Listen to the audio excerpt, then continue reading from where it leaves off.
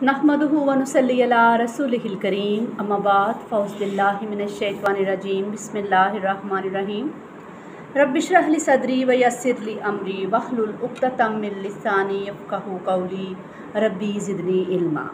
अस्सलामु अलैकुम व रहमतुल्लाह। आज हम बात करेंगे कि गुनाह के बाद फ़ौरन अल्लाह की तरफ रजू करना। इंसान जो है वो हताओं का पुतला है और शैतान साए की तरह उसके साथ चिमटा रहता है। किसी वक्त भी उससे गुनाह सरजद हो सकता है। अगर गुनाह के बाद फ़ौरन पशेमान हो के माफ़ी की तलब में अल्लाह ताला का दरवाज़ा खटखटा दे तो अल्लाह गुनाह को माफ़ फरमा देता है, और अगर फिर गुनाह हो जाए तो अल्लाह ताला फिर माफ़ फरमा देता है।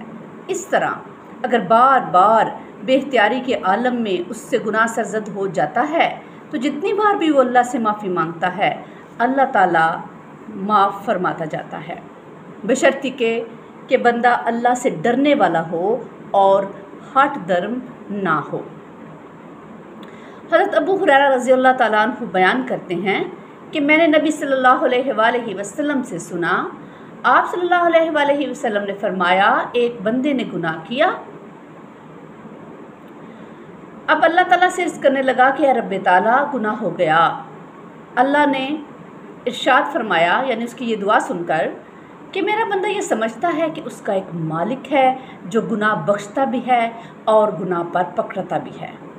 मैंने अपने बंदे को माफ़ कर दिया। फिर थोड़ी देर तक जब तक अल्लाह को मंजूर था वो बंदा ठहरा रहा, उसके बाद गुनाह कर लिया। फिर अब अल्लाह ताला से अर्ज़ करने लगा, ए रब, मुझसे और गुनाह हो गया, तू बख्श दे। अल्लाह ताला ने ये दुआ सुनकर फरमाया कि मेरा बंदा ये समझता है कि उसका एक मालिक है जो गुनाह बख्शता है और गुनाह पर सज़ा भी देता है। अच्छा, मैंने अपने बंदे को बख्श दिया। फिर थोड़ी देर जब तक अल्लाह को मंजूर था वो बंदा ठहरा रहा, उसके बाद फिर उसने गुनाह कर लिया। अब फिर अल्लाह ताला से अर्ज़ करने लगा कि ए रब्बे ताला, मुझसे गुनाह हो गया, उसको बख्श दे। तो अल्लाह ताला ने फरमाया, मेरा ये बंदा जानता है उसका एक मालिक है जो गुनाह बख्शता है और गुनाह पर सज़ा भी देता है। मैंने अपने बंदे को तीनों बार बख्श दिया।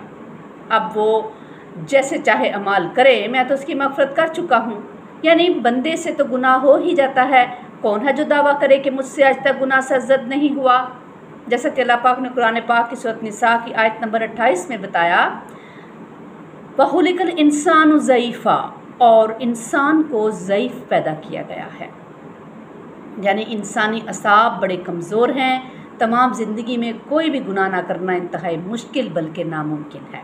इसलिए अल्लाह ताला ने तौबा का दरवाज़ा बिला तफरीक जो है हर किसी के लिए उसकी मौत का वक्त आने से पहले तक खुला छोड़ रखा है कि किसी भी वक्त वो पलट आए तो रब की रहमत मुस्कुरा उठती है। अल्लाह ताला का ये मंशा हरगिज़ नहीं है कि इंसान से कोई खता ही सरजद ना हो, बल्कि उसका मतलब यानी उसका मुतालबा जो है वो ये है कि खता होने पर उसका बंदा उसकी तरफ पलट आए और तौबा और इस्तग़फ़ार करे। एक और रवायत में है कि रसूलुल्लाह सल्लल्लाहु अलैहि वसल्लम ने फरमाया, अलबत्ता अल्लाह ताला को ज़्यादा खुशी होती है अपने बंदे की तौबा से जब वो तौबा करता है उस शख्स से भी बढ़कर जो अपनी सवारी पर सवार एक साफ बेआबो दाना जंगल में से गुज़रा। फिर वो सवारी बाग निकली और उस सवारी पर उसका खाना और पीना रखा हुआ था। आखिर उससे नाउम्मीद होकर वो एक दरख्त के साए में आके लेट गया और वो सवारी के मिलने से बिल्कुल नाउम्मीद हो गया था।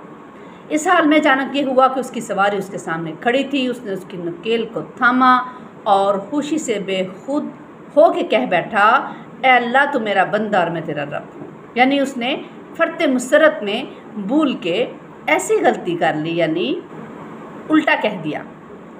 रसूलुल्लाह सल्लल्लाहु अलैहि वसल्लम ने फरमाया, उस ज़ात की कसम जिसके हाथ में मेरी जान है कि अगर तुम गुनाह ना करो तो अल्लाह ताला तुम्हें ले जाए और ऐसी कौम ले आए जो गुनाह करें, फिर इस्तग़फ़ार करें और अल्लाह ताला उन्हें बख्शे।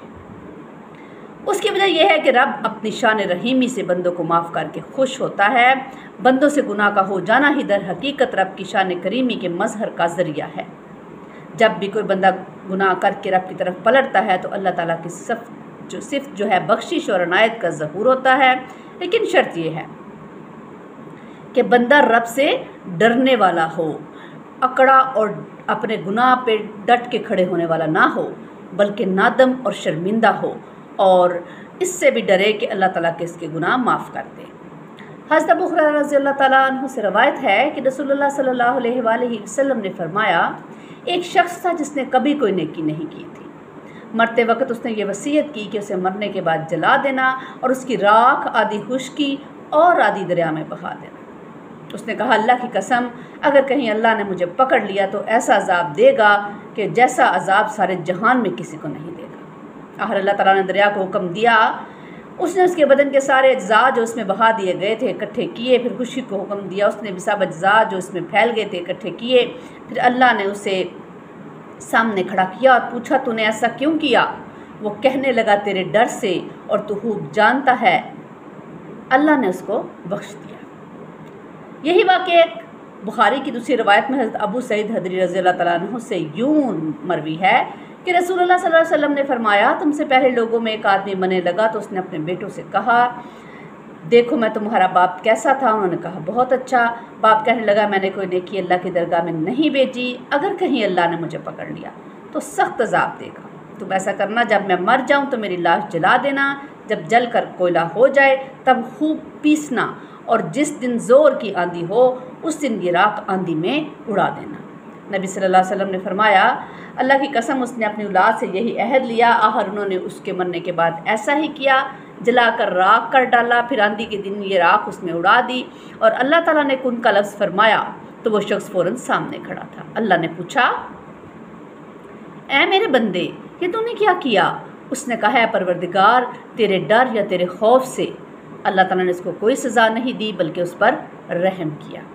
اللہ رب العزت نے قرآن حکیم میں بطور رسول کے یہ ذکر فرما دیا ہے کہ جو بندہ بھی اللہ کے سامنے کھڑا ہونے سے ڈر گیا اس کے لیے جنت ہے، یعنی سرکشی سے، نافرمانی سے ڈر گیا۔ اللہ تعالیٰ ہمیں خشیت الہی عطا فرمائے، اور جس نے بھی دنیا کی زندگی کو ترجیح دیتے ہوئے سرکشی کو اختیار کیا اس کے لیے دوزخ ہے۔ اللہ تعالیٰ نے قرآن پاک میں فرمایا، سو جس نے سرکشی کی اور دنیا کی زندگی کو ترجیح دی تو جہنم ہی اس کا ٹھکانہ ہے، اور جو اپنے رب کے سامنے کھڑا ہونے سے ڈر گیا اور نفس کو خواہش سے روک لیا تو جنت ہی اس کا ٹھکانہ ہے۔ اللہ رب العزت کو ڈرنے والا دل ہی پسند ہے، ڈرنے والے کے لیے ہی معافی ہے اور ڈرنے والے کے لیے ہی انعامات ہیں۔ بلکہ پورے قرآن حکیم میں کسی شخص کے لیے دو جنتوں کا وعدہ نہیں سوائے اس شخص کے جو اللہ سے ڈرنے والا ہو۔ اللہ تعالیٰ فرماتا ہے، وَلِمَنْ خَافَ مَقَامَ رَبِّهِ جَنَّتَانِ، سورۃ رحمان آیت نمبر 3، اور جو آدمی اپنے رب کے سامنے کھڑا ہونے سے ڈر گیا اس کے لیے دو باغات ہیں۔ اللہ تعالیٰ ہمیں خشیت الہی عطا فرمائے اور ہمیں اپنے گناہوں پر شرمندہ ہو کر توبہ کرنے کی توفیق عطا فرمائے، اور سرکشی اور بغاوت سے اور نافرمانی سے اللہ تعالیٰ ہمیں اور ہماری اولادوں کو محفوظ رکھے۔ ربنا تقبل منا انک انت السمیع العلیم وتب علینا انک انت التواب الرحیم۔ سبحان ربک رب العزۃ عما یصفون وسلام علی المرسلین والحمد للہ رب العالمین۔